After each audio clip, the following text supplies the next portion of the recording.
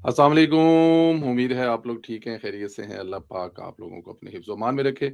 बहुत सारी दुआएँ आपके साथ हैं, सलामत रहें, खुश रहें, इसी तरह हँसता मुस्कुराता रहें और खुदा की ज़ात इसी तरह आपके चेहरों पर खुशियाँ बिखेरता रहे। रमज़ान शरीफ जो है वो बिल्कुल आखिरी जिसे कहते हैं ना कि ओहदे घुटने। हमारे यहाँ आज 27वीं रात है, बल्कि मेरे ख़्याल में अगर मैं गलत नहीं तो आपके यहाँ भी 27वीं रात है। मुझे याद है, रोज़ा मैंने आप लोगों के साथ रखा, तो मुझे लगता है कि इस दफ़ा हम लोग ईद भी स इकट्ठे कर रहे हैं। मेरे घर में जो रोज़ा है वो 1 दिन पहले रखा था बच्चों ने और क्योंकि मैं पाकिस्तान था तो मुझे फिर पाकिस्तान को फ़ॉलो करना पड़ा, तो मेरा आज 27वाँ है और बच्चों का आज 28वाँ रोज़ा है। नहीं, सॉरी, एक 27वीं की रात होगी आज, माफ़ी चाहता हूँ। बच्चों की कल 27वीं की रात थी और हमारी आज 27वीं की रात होगी। 26 रोज़े हो चुके हैं, तो रोज़े जो हैं अपने इख्तिताम की तरफ है। अल्लाह पाक मुझे और आपको 27वीं की रात इबादत करने की तौफ़ीक अता फ़रमाए, हमारे रोज़े और नमाज़ें कबूल फ़रमाए। गुज़ारिश है आपसे, चैनल ज़रूर सब्सक्राइब करें, बेल आइकन को प्रेस करें और ज़्यादा से ज़्यादा व्हाट्सएप ग्रुपों में लिंक शेयर भी करें। पीटीआई को इमरान खान की बिल्कुल फ़िक्र नहीं है। इमरान खान को सिर्फ़ इनकी पार्टी ने बेचा है, अब आप इस बात का सबूत देख लें। पेशावर के सीनियर सहाफ़ी तारक आफाक ने गुज़श्ता रोज़ इंकशाफ किया कि साबिक स्पीकर कैसर ने मैनचेस्टर इंग्लैंड में फ्लैटों के बाद अपना पिज़्ज़ा ब्रांड भी मुतारफ़ करवाया है और इसकी 5 ब्रांचेज़ जो हैं वो खोली गई हैं। सवाल ये है कि असद कैसर के पास इतना पैसा कहाँ से आया और ये पापा जॉन्स की तरह पिज़्ज़ा ब्रांचेज़ कैसे खोल रहे हैं? पेशावर के सहाफ़ी बताते हैं कि पीटीआई के दौरे हुकूमत में वो लोग जो पहले सिर्फ़ साइकिल खरीदने की इस्तात नहीं रखते थे, आज अरबपति बन गए हैं। और अरबपति रुपयों में भी बनी, अरबपति जो हैं वो पाउंडों में बन गए हैं। ठीक है ना जी? अरबपति पाउंडों में बन गए हैं। स्वात का एक कसाब वालिय स्वात का शाही घर 92 करोड़ रुपए में खरीदता है और सुना है कि इस कसाब ने गुज़श्ता 13 साल सिर्फ मेंगोरा में 10 अरब की प्रॉपर्टी खरीदी है। मर्दान का एक और तरखान एमपी बन गया और आज अरबों रुपए का मालिक है। अब देखिए ना, वालिय स्वात का घर जो शाही घर है, वो 92 करोड़ में जो खरीद रहा है और वो कसाब था, उसकी कसाइयों वाली दुकान थी। तो अब देखिए ना कि ये दूसरी पार्टी है, इससे पहले आपको पता कराची की भी एक पार्टी है, वो भी कोई डॉक्टर था, कोई तंबू वाली दुकान थी, किसी का कुछ था। तो वो जब बने तो उसके बाद उनके भी जो हिसाब-किताब जो है वो अमेरिका, कनाडा और फिर आपको पता ही है उनका सरबराह भी लंदन में बैठा हुआ है। अब बड़ी देर से माशाल्लाह वो अपना घर खरीद के, तो ये जो फिर कहा जाता है कि जी नॉर्मल तबका ऊपर नहीं आता, क्योंकि नॉर्मल तबका जब ऊपर आता है ना, दरमियान वाला, तो जिस तरह की वो तबाही फेरता है ना, फिर वो देखने वाली होती है। और पीटीआई इस वक़्त मिसाल है कि असद कैसर जो साइकिल पर शायद कुछ स्कूल टीचर बताते हैं, अगर मैं गलत नहीं हूँ तो, आज अरबपति है और वो पौंडों में है, रुपीज़ में नहीं। सुलेमान अकबर राजा ने पीटीआई सोशल मीडिया कोना-कोना छोड़ा, जिसे कहते हैं ना, उन्होंने जिसे कहते हैं ना, उनको घर का छोड़ा है, ना उनको घाट का छोड़ा है। मसूफ़ कहते हैं कि सोशल मीडिया ने इस पार्टी को नहीं चलाना, इस पार्टी को हमने चलाना है, हम सोशल मीडिया को डायरेक्शन देंगे। सोशल मीडिया हमें डायरेक्शन नहीं दे सकता और हम सोशल मीडिया के प्रेशर में एक लम्हे के लिए नहीं आएँगे। चाहे जितनी मर्ज़ी मुझे गालियाँ दे लें, ये सोशल मीडिया दूसरों को गालियाँ दे तो ये खुश होते हैं और जब ये इन पर भौंकता है तो इनकी बैंड बजती है। ख़ैर बात ठीक है, सलमान को राजा साहब कह ठीक रहे हैं कि सोशल मीडिया ने पार्टी नहीं चलानी, सोशल मीडिया ने पार्टी को हिदायत नहीं देनी, बल्कि पार्टी ने सोशल मीडिया को हिदायत देनी है। लेकिन क्योंकि इमरान खान साहब ने सोशल मीडिया को इतना सर पे चढ़ाया हुआ था कि वो अब भी अपने आप को पार्टी का मालिक समझते हैं। अब देखिए ना कि सोशल मीडिया पे धमकियाँ लगनी शुरू हो गई हैं कि तुम लोगों ने बड़े कर लिए, जितने ड्रामे करने थे, हमने भी रोज़े रख लिए, हमने भी तरावियाँ पढ़ ली, हमने भी नमाज़ें पढ़ ली, हम भी फ़ारिग होके आ रहे हैं। अब देखते हैं, या तो तुम तमाम के तमाम जेलों में होगे ईद के बाद अगर तहरीक नहीं चलाओगे, या फिर तुम्हें वो तहरीक चलानी पड़ेगी जो हम कहेंगे। तो अभी से वो ईद के बाद जो है वो पाकिस्तान तहरीक इंसाफ जमात को सोशल मीडिया जो है, बाहर बैठे सोशल मीडिया वाले धमकियाँ लगा रहे हैं। अब देखना ये है कि ईद के बाद कुछ ऐसा करते हैं या फिर एक नई ट्रक की बत्ती के पीछे लगाते हैं। बलूचिस्तान इसराइल का तुर्क का एका है, मोसाद और भारत मिलकर बीएलएलए, टीटीपी और अफगानिस्तान की मदद कर रहे हैं। भारतीय कर्नल के एतराफ ने हलचल मचाई है। बलूचिस्तान में दहशतगर्दी और बीएलए के हमले बलोच हकूक की नहीं बल्कि इसराइल की लड़ाई है। एक इंकशाफ एक भारतीय कर्नल राजेश पावर ने किया है और बताया है कि ईरान के बाद अगली बारी बलूचिस्तान की है। बताया कि भारत ने खुद इसराइल को अप्रोच किया, बीएलए की मदद करने की दरखास्त की। भारतीय कर्नल ने एक और खौफनाक मंसूबे का इंकशाफ किया कि बीएलए इसराइल को यकीन दहानी करा चुका है कि जैसे ही वो बलूचिस्तान को तोड़कर मुल्क अलग बनाएँगे, फौरी इसराइल को तस्लीम भी करेंगे। अब अंदाज़ा करें कि वो यहाँ तक सोच के बैठे हैं कि पहले तो वो पाकिस्तान को अल्लाह ना करे इनके मेरे मुँह में खाक और इन लानतियों के चेहरे पर 5000 बार लानत कि वो बलूचिस्तान को पाकिस्तान से अलहदा करेंगे, एक अलहदा रियासत बनाएँगे और वो रियासत फ़ौरन इसराइल को तस्लीम भी कर लेगी। ये भी एतराफ़ किया कि इसराइल बीएलए के ज़रिए पाकिस्तान और ईरान पर नज़र रख सकता है। इसलिए बीएलए इसराइल का तुर्क का एका है, जिसमें भारत और अफ़गानिस्तान इसराइल का साथ दे रहे हैं। ये भी इंकशाफ किया कि टीटीपी और बीएलए को ज़मीन अफ़गानिस्तान दे रहा है, पैसा भारत दे रहा है और टेक्नोलॉजी इसराइल दे रहा है और टारगेट ईरान और पाकिस्तान है। ये ख्वाहिश हो सकती है, जिस तरह ईरान इनसे काबू नहीं आ रहा और ईरान अगले 100 साल तक लड़ने की तैयारी कर रहा है। पाकिस्तान के पास भी तैयारी है, लेकिन पाकिस्तान को 100 मिनट चाहिए, पाकिस्तान को 100 साल नहीं चाहिए, सबक सिखाने के लिए जिन्होंने पाकिस्तान की तरफ मैली नज़र से देखा। वो हमारे फील्ड मार्शल ने एक तरीही जुमला कहा था कि मुझे वो दुनिया नहीं चाहिए जिस दुनिया में पाकिस्तान का वजूद नहीं है। पाकिस्तान की तरफ किसी ने बुरी नज़र से देखा तो पूरी दुनिया हवा में उड़ा दूँगा और उड़ा सकता है पाकिस्तान। तो इसलिए पाकिस्तान की तरफ सोचने का, देखने का ख़्याल भी दिल में मत लाना, क्योंकि जो हम करेंगे और या जो हम करते हैं, उसकी गवाही फिर दुनिया के अमीर तरीन मुल्क के सदूर जो हैं, दुनिया के हर मुल्क में कोने-कोने में जाके बताते हैं कि पाकिस्तान के वज़ीर-ए-आज़म और फ़ील्ड मार्शल ने फलाँ मुल्क के कितने जहाज़ गिराए और फलाँ मुल्क ने घुटने टेक कर माफ़ी माँगने की दरख़्वास्त किस तरह की। तो ये पाकिस्तान के बारे में ऐसा सोचने की ज़रा जो जसारत है, वो ना ही करे तो अच्छा है।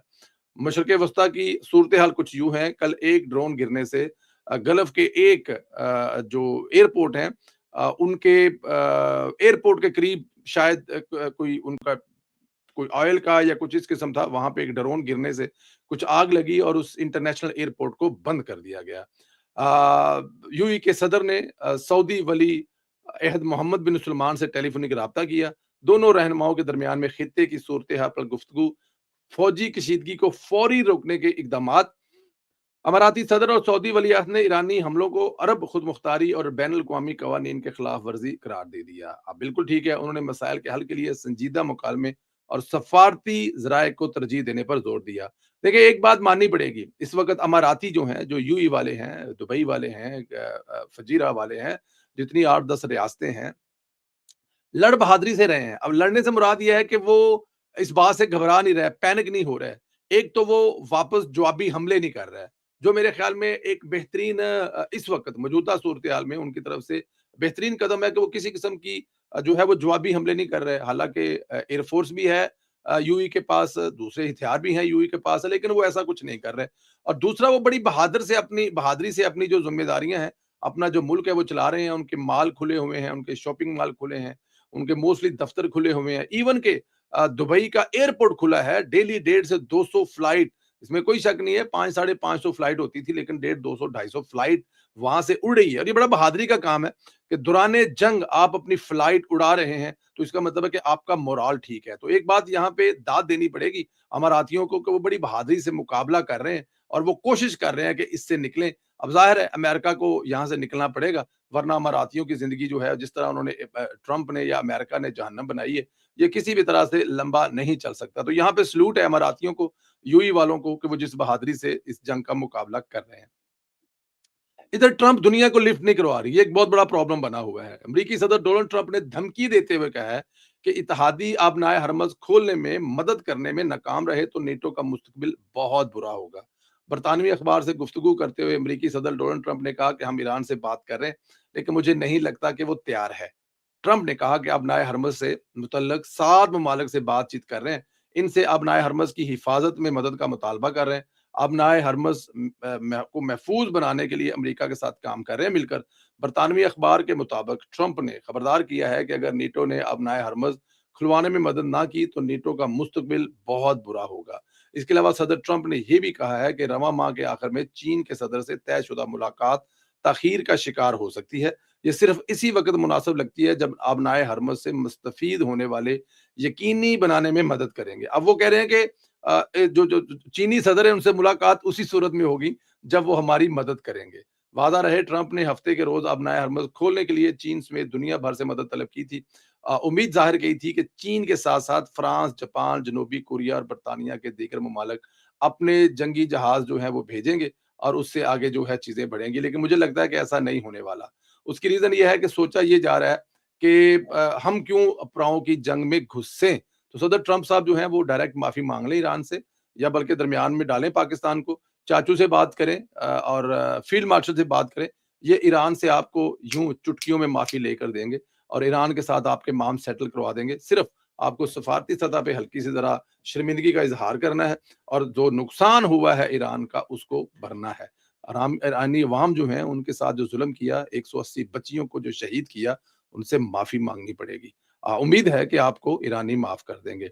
अच्छा जी, जो जहाज़ वाला मामला है, अब जिसकी खबर पर ज़्यादा यूथिये भुड़क रहे थे, वो अमेरिका में जिस अखबार में जॉब करता था या जिस अदारे में जॉब करता था, वहाँ पर उसको झूठी खबरें फैलाने पर और झूठ की वजह से उस जॉब से निकाला गया। ऐसा कहा जा रहा है, अभी मैंने 2-4 जगह पे देखा कि वो जिस अदारे में जॉब करता था, वहाँ पे झूठी खबरें और झूठ फैलाने पे जो है वो निकाला जाता था। कहा जा रहा था कि जुनैद सफ़दर अगर लाहौर में था तो वीडियो बना देता। जुनैद सफ़दर वीडियो बनाकर क्यों बताया अभी आपको? जुनैद सफ़दर का सियासत से क्या तल्लुक है? क्या सियासत कर रहे हैं जुनैद सफ़दर साहब? दूसरी बात, अगर इनको आप एक वीडियो बना देंगे तो ये 10 वीडियो आपसे और करेंगे। इल्ज़ाम किसने लगाया? पाकिस्तान तहरीक-ए-इंसाफ वाले। अमेरिका में बैठे सहाफ़ी ने अगर इल्ज़ाम लगाया है, तो उसका सबूत देना भी उसका काम है। अगर वियना में गए हैं मरियम नवाज़ के साहबज़ादे, कैप्टन सफ़दर के साहबज़ादे जुनैद सफ़दर और उनकी वाइफ़ वहाँ पर गए हैं, तो 7, 8, 10 दिन में वहाँ पे कोई घूमते हुए किसी होटल, लॉबी, आपको पता है कि यूथी हर जगह पे सूंघ रहे होते हैं, इनके सूंघने की हिस्स बड़ी तेज़ है, तो ये कैमरे लेके घूम रहे होते हैं होटलों की मुख्तलिफ लॉबियों में और इटली में तो काफ़ी इटली में, ऑस्ट्रिया में तो काफ़ी जो है वो बहुत ज़्यादा यूथिये हैं, तो वो कहीं न कहीं किसी न किसी जगह पे वीडियो ढूँढ लेते। फिर कल कहा गया कि 8 बजे जब जहाज़ लैंड होगा, तो एक काफ़िला निकलेगा जो जुनैद सफ़दर को लेके जाती उमरा जाएगा और कल रात को हमारी इत्तला के मुताबिक बहुत सारे यूथिये अपने यूट्यूब चैनलों के कैमरे लेकर एयरपोर्ट के दोनों तीनों दरवाज़ों के साइडों पर खड़े थे, लेकिन उनको किसी किस्म की कोई कामयाबी हासिल ना हुई क्योंकि ये झूठ था। देखिए, झूठ बेचा जा सकता है, झूठ बिकता है, लेकिन उसके स्पेयर कोई नहीं होते। पंजाब हुकूमत काम कर रही है, डिलीवर कर रही है और उसके डिलीवर करने से बड़ों-बड़ों को तकलीफ हो रही है और ये तकलीफ जो होती रहेगी क्योंकि झूठे हैं और झूठे जो हैं वो झूठ फैलाएँगे और लेकिन एक बात मैं आपको बता दूँ ज़रा, उनके ये करने से हुआ ये है कि आखिरी दिनों में जिस तरह पूरा रमज़ान हम लोगों ने मरियम नवाज़ के रमज़ान बाज़ार से लेकर जितने रमज़ान से प्रोग्राम थे, उससे तवज्जो हटाने में वो थोड़ी हद तक कामयाब हो गए और हम लोग जो हैं पिछले 2 दिन से या 3 दिन से सिर्फ डिफेंड कर रहे हैं। हाँ, ये अगर ज़रा थोड़ा वक़्त पे शुरू कर लेते या कुछ चीज़ें ऐसी ना होती, तो मेरे ख़्याल में इसको इतना ज़्यादा हौवा ना बनता। लेकिन शायद कुछ गलतियाँ हुई जिसकी वजह से ये सब कुछ हुआ। लेकिन ख़ैर पाकिस्तान मुस्लिम लीग नून, मरियम नवाज़ साहिबा सुबह-शाम काम कर रहे हैं। मेरे बड़े अच्छे एक दोस्त भी हैं, भाई भी हैं, शाहिद मेतला साहब, इस्लामाबाद में जब मिलते हैं तो बड़े प्यार से और मोहब्बत से मिलते हैं। बड़े पुराने सहाफ़ी हैं, बड़ी मादरत के साथ मुझे ज़रा इनकी एक ट्वीट से बड़ी तकलीफ़ हुई और दुःख हुआ क्योंकि ये बड़े अच्छे सहाफ़ी हैं और ये व्यूअरशिप के लिए ऐसा कुछ नहीं करते। ये मतलब कि ख़ालिस लिखते हैं, लेकिन शायद ये भी उस रो में बह गए कि इनको व्यूअरशिप के लिए कुछ ऐसी ट्वीट करनी पड़ी और मैंने ये इनकी ट्वीट देखी, इनकी ट्वीट 30-40 के पर थी और शायद यही वजह थी 30-40 के पे क्योंकि ट्वीट ऐसी थी। हालाँकि नॉर्मल इनकी ट्वीटें जो हैं वो 1000, 1200-1500 से ऊपर नहीं जाती। उन्होंने लिखा है जी कि पंजाब के गुड गवर्नेंस अरबों के जो इश्तहारात हैं उससे बाहर निकल के देखें। पहली बात लिखते हैं कि मरियम रमज़ान दस्तरखान बंद हो गया है। मरियम रमज़ान दस्तरखान बंद नहीं हुआ लेकिन 3 दिन के बाद बंद हो जाएगा क्योंकि ज़ाहिर है रमज़ान खत्म हो जाएगा लेकिन आपने जो काम 4 दिन के बाद होना है वो अभी बता दिया। तो मित्तल साहब ज़्यादती है यहाँ पर। 20,000 उस्ताज़ा 3 माह से तनख़्वाहों से महरूम हैं। कुछ उस्ताज़ों के तनख़्वाह के मसाइल हैं लेकिन वो मसाइल हैं क्या, ये कोई नहीं बताता। वो टीचर सड़कों पे क्यों है, ये कोई नहीं बताता। वो काम नहीं करना चाहते, वो पढ़ाना नहीं चाहते। वो घर बैठ के तनख़्वाह लेना चाहते हैं जो कि पंजाब हुकूमत नहीं देगी। असल खबर बताएँ। लाहौर और सूबे के सैकड़ों स्कूल फंड से महरूम। अब ये बताएँ कि आप ये देखें कि जब मरियम नवाज़ की हुकूमत आई थी, तो कितने लाख बच्चे जो हैं वो स्कूलों में आए हैं। तो फंडों से महरूम आप देखें हर रोज़ वज़ीर तालीम राणा सिकंदर साहब, आप उनका ट्विटर हैंडल देखें, 10 से 15-20 स्कूलों की डेली तस्वीरें लगाते हैं और वो स्कूल जो होते हैं उनको रंग-रोगन खूबसूरती से सजाया गया है। बच्चों को स्कूल आने को दिल करता है, कंप्यूटर क्लासेस हैं, तमाम चीज़ें वहाँ पे मौजूद हैं, तो मुझे नहीं पता कि आप कौन से स्कूल की बात कर रहे हैं। मरियम नवाज़ क्लिनिक जो व्हील है वो खुडे लाइन है, ऐसा ना करें। वो लोगों की घर-घर जाकर खिदमत कर रहा है। अल्लाह ना करे आपको कभी ज़रूरत पड़े। अगर आपको कभी ज़रूरत क्योंकि आप इस्लामाबाद में रहते हैं मेरे भाई, प्यारे भाई, तो इसलिए आपको उसकी ज़रा थोड़ी-सी नहीं पता। आप जाएँ कहीं देहातों में, गाँव में पंजाब के शहरों में तो आपको वो चलते नज़र आएँगे। इलेक्ट्रिक बस मंसूबा नाकाम और खटारा बस है। सबसे ज़्यादा मुझे तकलीफ़ इस लाइन पे हुई। आप देखें कि इलेक्ट्रिक बस, पंजाब की तारीख का कामयाब तरीन सरगोदा में मैं गया, वहाँ पे हम लोग करने तो नवाज शरीफ कार्डियोलॉजी हॉस्पिटल गए थे, लेकिन वापसी पे क्योंकि हमारी टीम जो उन्होंने जाना था मियाँ वाली और मैंने लाहौर आना था, तो वो गाड़ी पे उधर चले गए, तो फिर मैंने वापसी पे फैसल मूवर पे फैसला किया आने के लिए। और उससे पहले मैंने सोचा क्यों ना कि हम देखें यहाँ पे ग्रीन बस कहाँ से चलती है। आप बिलीव करें कि हम ग्रीन बस देखने गए, तो ग्रीन बस पे एक लंबी लाइन लगी हुई थी और वो बस आती थी, उसमें लोग अंदर जाते थे और फिर लाइन वैसे ही लग जाती थी।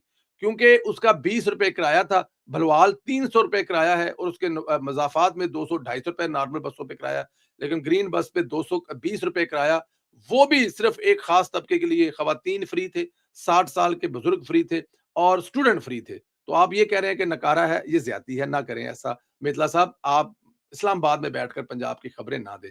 मेट्रो बस की सब्सिडी खत्म, किरायों में इज़ाफ़ा, 20 रुपए किराया था, 10 अगर 5 सा पहले तो मुझे ये पता नहीं है कि किराया बढ़ा है। लेकिन अगर 20 रुपए से 25 रुपए या 30 रुपए कर भी दिया गया है, तो 25, 30, 40 किलोमीटर का जो रूट है, उसमें अगर 50 रुपए भी किराया हो, तो वर्थेबल है, क्योंकि अगर 50 रुपए अगर किसी वैगन 50 किलोमीटर किसी वैगन में बैठ के जाएँ, चिंची रक्शे में बैठ जाएँ, तो आपसे 1000 रुपए लेंगे। तो ये भी आपकी खबर ठीक नहीं है। मरियम नवाज़ हेल्थ क्लिनिक के डॉक्टरों की तनख्वाहों से महरूम। पहली बात ये है कि मरियम नवाज़ हेल्थ क्लिनिक में तनख्वाहें नहीं दी जाती। मरियम नवाज़ हेल्थ क्लिनिक का सिस्टम ये है कि वो डॉक्टर जो हैं वो अडॉप्ट करते हैं और डॉक्टर जो हैं वो एक पूरी ऑर्गेनाइजेशन को वो पैसे मिलते हैं और उससे दवाइयाँ भी फ्री मिलती हैं और उससे डॉक्टर की तनख्वाहें भी चलती हैं, उसकी स्टाफ की तनख्वाहें भी चलती हैं। मैंने 2 से 3 मैंने शेखुपुरा में, सरगोदा में और एक आध और जगह पे मरियम नवाज़ हेल्थ क्लिनिक का दौरा किया। इतना खूबसूरत निज़ाम, कैशलेस, कोई काउंटर नहीं है कैश का। लोग वहाँ पे आ रहे हैं। आप देखें कि जो जच्चा बच्चा के केस हैं, वो लाख सवा लाख लगता है। वहाँ पर ज़ीरो कॉस्ट है। 8 से 9 महीने खवातीन आती हैं, अपने चेकअप करवाती हैं फ्री ऑफ कॉस्ट, दवाइयाँ फ्री ऑफ कॉस्ट और उनकी डिलीवरी भी फ्री ऑफ कॉस्ट होती है। सबसे शानदार मंसूबा मरियम नवाज़ का मरियम नवाज़ हेल्थ क्लिनिक है। अच्छा जी, सैनिटरी वर्कर सुथरा पंजाब के वर्क को अंदाज़ा करें, 1.5 लाख की फ़ौज है। इस वक़्त जो निशान रफ़ीक साहब लेके चल रहे हैं, 1.5 लाख की फ़ौज कामयाबी से चल रहे हैं और आप कह रहे हैं वो तनख्वाहों से महरूम हैं। किसी जगह पे आप नहीं सुना होगा, बल्कि उनको बोनस मिलते हैं, तनख्वाहों पर ईद पर बोनस मिलते हैं और मुख्तलिफ औकात में उनको बोनस मिलते हैं और किसी जगह से कोई कंप्लेन नहीं। लेकिन मेरे भाई शाहिद मित्तला साहब शायद इस्लामाबाद में रहकर खबरें लेते हैं, उनको पंजाब का पता नहीं है। मरियम नवाज़ हेल्थ क्लिनिक के वर्करों से तनहा महरूम और 2-2 दर्जन 2 दर्जन और लिख सकता हूँ। नहीं, आप एक भी नहीं लिख सकते मेरे भाई, क्योंकि ऐसा है नहीं है। मैं आपको सिर्फ इतना बताऊँ, आपने इस्लामाबाद में बैठकर पंजाब को गज़ा बनाकर पेश कर दिया, लेकिन ऐसा नहीं है। खुदारा आप अपने एक रिपोर्टर के साथ निकलें, पंजाब के मुख्तलिफ देहातों में जाएँ या फिर मुझे बताएँ, मैं यहाँ से हॉलैंड से आ जाऊँगा। शायद मिथिला मेरे भाई भी हैं, थोड़ा आपके साथ टाइम स्पेंड करने का मौका मिलेगा और मैं आपके साथ तजुर्बा आपका जो है वो भी आपसे सीखूँगा भी, आपसे हिस्ट्री के बारे में पूछूँगा और आपकी जो एक लंबी जर्नी है सहाफ़त की, उसके बारे में मुझे भी कुछ सीखने को मिलेगा। तो पंजाब के मुख्तलिफ शहरों में जाएँगे। आपने ये नहीं बताया कि मरियम नवाज़ ने जो इस वक़्त लाहौर में 1 साल के अंदर कैंसर हॉस्पिटल बना दिया।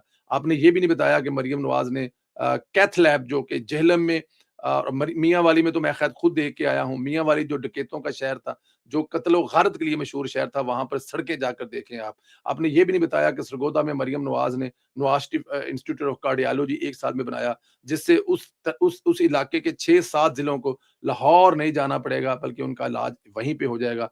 आपने ये भी नहीं बताया कि मरियम नवाज़ ने 20,000 किलोमीटर सड़कें जो हैं वो पंजाब की सीधी की हैं। आपने ये भी नहीं बताया कि मरियम नवाज़ ने फसल गंदम के लगने से पहले ₹3600 रेट फिक्स कर दिया था, ताकि इस वक़्त किसानों को कोई परेशानी ना हो। आपने ये भी नहीं बताया कि मरियम नवाज़ को बताएँ ऐप से को लाखों की तादाद में लोगों को 10,000 रुपए घर पे पहुँचाया गया। मिलियन ऑफ लोगों ने दस्तरखान पर बैठकर इज़्ज़त और एहतराम से खाना खाया। आपने ये भी नहीं बताया। आपने ये भी नहीं बताया कि लाखों बच्चे स्कूल के अंदर आए। आपने ये भी नहीं बताया कि मरियम नवाज़ ने मैट्रिक टेक के नाम से मैट्रिक करवाया बच्चों को, ताकि वो स्किल्ड जॉब लेकर जाके पूरी दुनिया में काम कर सकें। आपने ये भी नहीं बताया कि मरियम नवाज़ ने 1 लाख बच्चा स्किल्ड जॉब से दुनिया में हर साल हुकूमत पंजाब भेजेगी, जो अपने खानदानों को पालेंगे और पाकिस्तान के लिए ज़र मुबादला भेजेंगे।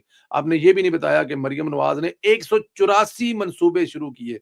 वो बस जो ₹20 में आपको 30 से 35 किलोमीटर सफ़र करवाती है, ख़वातीन को फ्री, 60 साल की उम्र के बुज़ुर्गों को फ्री और स्टूडेंट को फ्री, उसके बारे में भी आपने नहीं कहा। तो मेरा मेरा ख़्याल है कि मैं भी चाहूँ तो दर्जनों नहीं 184 मंसूबे गिनवा सकता हूँ, और अगर किसी टाइम अगर आपको हो तो मेरे साथ कोई मुनाज़रा-शाज़रा करना हो, तो बताइएगा, टिकट पल्यों लेके आ जाऊँगा। लेकिन वो मुनाज़रा पंजाब के शहरों में होगा, पंजाब के देहातों में होगा, 25,000 देहात पंजाब के, जो कभी वहाँ पर सिर्फ़ मौत की खबर जाती थी या पटवारी जाता था, वहाँ पे अब सफाई करने वाले जाते हैं, तो मुनाज़रा वहाँ पे होगा। लेकिन आप मेरे भाई हैं, मेरी इस चीज़ को नेगेटिव नहीं लेना, मैंने आपकी चीज़ों को पॉज़िटिव की लाइन सेंड किया और मैं आपसे बड़ा प्यार करता हूँ, मोहब्बत करता हूँ, क्योंकि आप हमें इस्लामाबाद में हमेशा होस्ट करते हैं। थैंक यू वेरी मच, ख़्याल रखें, सेहत दे अल्लाह पाक, आपकी ज़िंदगी को लंबा सुकून वाली ज़िंदगी दे। थैंक यू वेरी मच जी, अल्लाह हाफ़िज़, अल्लाह हाफ़िज़, अल्लाह हाफ़िज़।